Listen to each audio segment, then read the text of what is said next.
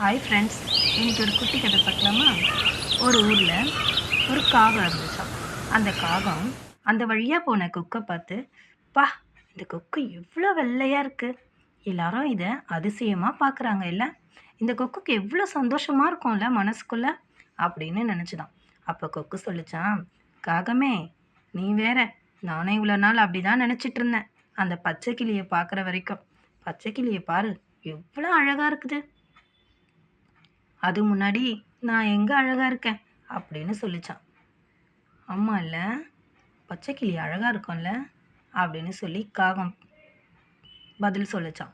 அப்போ அந்த வழியாக அந்த பச்சை கிளி என்ன பண்ணிச்சான், என்ன பேசிகிட்டு இருக்கீங்க நீங்கள், நான் அழகா, நீங்கள் வேற, நீங்கள் மிருக கண்காட்சிக்கு போனீங்களா, அங்கே போய் பாருங்க, அந்த மயிலை பார்க்க எத்தனை கூட்டம்னு. அதை ஒரு குகைக்குள்ளே அடைச்சி வச்சு எல்லாரும் கூட்டமாக நின்று வேடிக்கை பார்க்குறாங்க. அது தோகையை விரிக்கும்போது எவ்வளோ அழகு, எத்தனை கலர் அதுக்குள்ளே இருக்குது தெரியுமா. நான் அழகா, நான்லாம் அழகு கிடையாது, மயில் தான் பிரம்மாண்டமான பேரழகு அப்படின்னு பச்சைக்கிளி சொல்லிச்சான். உடனே 3 பேரும் சேர்ந்து, சரி சரி வாங்க அந்த மயிலை பார்க்க போகலான்னு சொல்லி மிருக கண்காட்சிக்கு போனாங்களாம். பார்த்தாங்களாம் எத்தனை கூட்டம். அந்த மயில் ஒரு குகைக்குள்ளே அடைப்பட்டு ஒரு சின்ன பூட்டால் அடைச்சி வச்சுருக்காங்க. உடனே அந்த மயிலை பார்த்து இவங்க சொல்கிறாங்களாம், மயில், நீ ரொம்ப சந்தோஷமாக இருக்கல்ல, நீ கொடுத்து வச்சவ, உன்னை பார்க்க எத்தனை பேர் வராங்க, இவ்வளோ காலையிலே இத்தனை கூட்டமா அப்படின்னு சொன்னாங்களாம். அதுக்கு மயில் சொல்லிச்சான், நீ வேற காகமே, இந்த உலகத்திலேயே ரொம்ப சந்தோஷமான பறவைன்னா அது நீ மட்டும்தான்.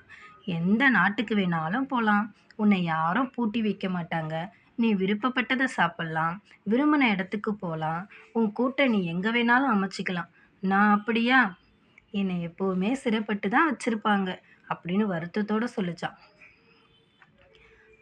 கடவுளோட படைப்பு ஒவ்வொன்றும் ஒவ்வொரு அதிசயம் நிறைஞ்சது. நாம் நம்ம மனசுக்குள்ள நம்மளை எப்போதுமே உயர்வாகவே நினைக்கணும். நம்ம தான் சிறந்தவங்க. நாம் முதல்ல நம்மளை நேசிக்க கற்றுக்கணும். நம்ம யாரோடையும் நம்மளை கம்பேர் பண்ணிக்கக்கூடாது. எல்லாமே கடவுள் சிறப்பாக தான் அமைச்சு கொடுத்துருக்காரு. ஒவ்வொரு உயிரினத்தையும் கடவுள் ரொம்ப அழகாக படைச்சிருக்காரு.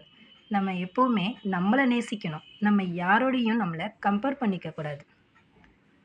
எப்படி இருந்தது கதை?